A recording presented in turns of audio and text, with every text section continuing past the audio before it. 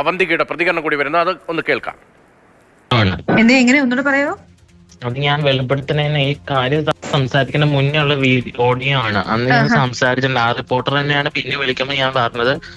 Reporter എന്നോട് സംസാരിക്കാൻ ചെയ്തിട്ടുണ്ടായിരുന്നു, നിങ്ങൾ പേടിച്ചിട്ടായിരുന്നല്ലോ അന്ന് സംസാരിക്കാതിരുന്നേന്ന്. ശരിയാണ്, അന്ന് ഞാൻ പേടിച്ചിട്ടാണ് അന്ന് സംസാരിക്കാതിരുന്നത്. അപ്പൊ ഈ പഴയ ഓഡിയോ ക്ലിപ്പാണ് ഇപ്പൊ പറയുന്നത് അല്ലേ? അതെ അതെ, ഈ ഇടയ്ക്കുള്ള ഓഡിയോ ക്ലിപ്പ് ഒന്നും അല്ലല്ലോ ഇത്, പഴയ ഒരു ഓഡിയോ ക്ലിപ്പാണ്. ഇപ്പം രാഹുൽ പറയുന്നത് ഇങ്ങനെയൊക്കെയാണ് കാര്യങ്ങൾ, ഇങ്ങനെ ഇത് പറഞ്ഞ് പറയിപ്പിച്ചതാണെന്നൊക്കെയാണ് പറയുന്നത്. എന്നെ കൊണ്ട് പറഞ്ഞു പറയിപ്പിച്ചതാണോ? അതെ. എന്തായാലും ഇത് പഴയ ഓഡിയോ ക്ലിപ്പ് എന്നാണ് അവന്തിക പറയുന്നത് അല്ലേ? ഇത് എപ്പോഴാണ് സംസാരിച്ചത്? അങ്ങനെ എന്തെങ്കിലും ഓർമ്മയുണ്ടോ? ഡേറ്റോ അങ്ങനെ? 2 ആഴ്ച ആയിട്ടുള്ളൂ. അതിന് ഈ അലിഗേഷൻസ് പറഞ്ഞാൽ 2 ആഴ്ച മുന്നേ സംസാരിച്ചു. അതായത് ഈ രാഹുലിനെതിരെ ഇങ്ങനെ ഈ ആരോപണങ്ങൾ വന്നു തുടങ്ങിയ സമയത്താണോ? അതിന് മുന്നേ ഉള്ളതാ. അതിനു മുന്നേ ഒരു ഡേറ്റ്, എക്സാക്ട് ഡേറ്റ് അങ്ങനെ എന്തെങ്കിലും നോക്കിട്ട് പറയുന്നത് 1/8/25 1/8/25 അതായത് ഈ ആരോപണങ്ങൾ വന്നു തുടങ്ങിയ സമയത്ത്. അതിന് പബ്ലിക്കിലെ ആരോപണങ്ങൾ വന്നതിന് മുന്നേ ഉള്ളതാ. അന്ന് ഈ ഇങ്ങനെ സംസാരിക്കാനുള്ള ഒരു കോണ്ടസ്റ്റ് എന്തായിരുന്നു? ഏത്? ഈ റിപ്പോർട്ടറുമായിട്ടേ അന്നിങ്ങനെ എവിടുന്നോ ആൾക്ക് ഇങ്ങനത്തെ ഒരു ഇത് കിട്ടിയെന്ന് പറഞ്ഞാണ് അയാൾ എന്റെ അടുത്ത് സംസാരിച്ചത്. അപ്പൊ ഞാൻ അന്ന് തുറന്നു പറഞ്ഞില്ല, അത്രേ ഉള്ളൂ.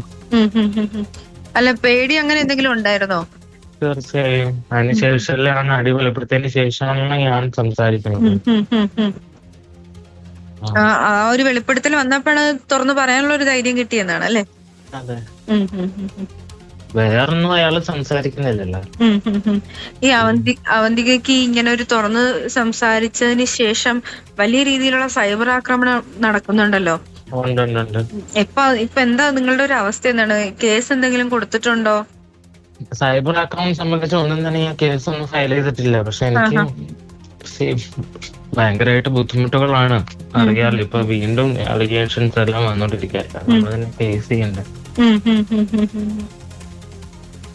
ഓക്കേടാ, നടക്കട്ടെ എന്നാല്. ശരി ശരി. അവന്തികയുടെ പ്രതികരണമാണ്, വളരെ പ്രധാനപ്പെട്ട പ്രതികരണമാണ് കേട്ടത്. പഴയ ഓഡിയോ സന്ദേശമാണ് എന്നാണ് പറയുന്നത്. അതേസമയം രാഹുൽ മാങ്കൂട്ടത്തിൽ പറയുന്നുണ്ട് ഓഗസ്റ്റ് 1-നാണ് ഈ സംഭാഷണം നടക്കുന്നത് എന്ന്.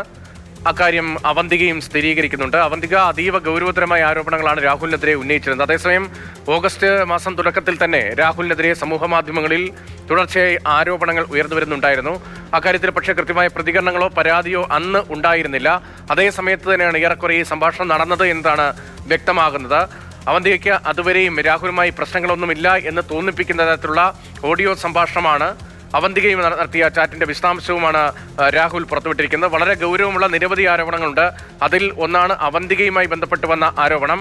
ആ ആരോപണത്തിലാണ് രാഹുൽ ഇപ്പോൾ ഒരു ശക്തമായ പ്രതിരോധം തീർക്കുന്നു എന്ന് പറയാൻ കഴിയുന്ന തരത്തിൽ, അങ്ങനെ തോന്നിപ്പിക്കുന്ന തരത്തിലുള്ള ഓഡിയോ സന്ദേശം തന്നെയാണ് ഇപ്പോൾ പുറത്തു വന്നിരിക്കുന്നത്. ഏതെങ്കിലും തരത്തിൽ മോശം അനുഭവം അവന്തികയ്ക്ക് ഉണ്ടായിട്ടുണ്ടെങ്കിൽ, തനിക്ക് ഉണ്ടായിട്ടുണ്ട് എങ്കിൽ നിയമപരമായ സാധ്യതകളുണ്ടല്ലോ, പാർട്ടി വേദികളിൽ പറയാമല്ലോ, മറ്റു നടപടികളുമായി മുന്നോട്ട് പോകാമല്ലോ എന്നതാണ് ഒരു മാധ്യമപ്രവർത്തകൻ എന്ന് പരിചയപ്പെടുത്തി സംസാരിക്കുന്ന ആളുമായി സംസാരിക്കുമ്പോൾ അവന്തിക വിശദീകരിക്കുന്ന ഒരു പ്രതിരോധം.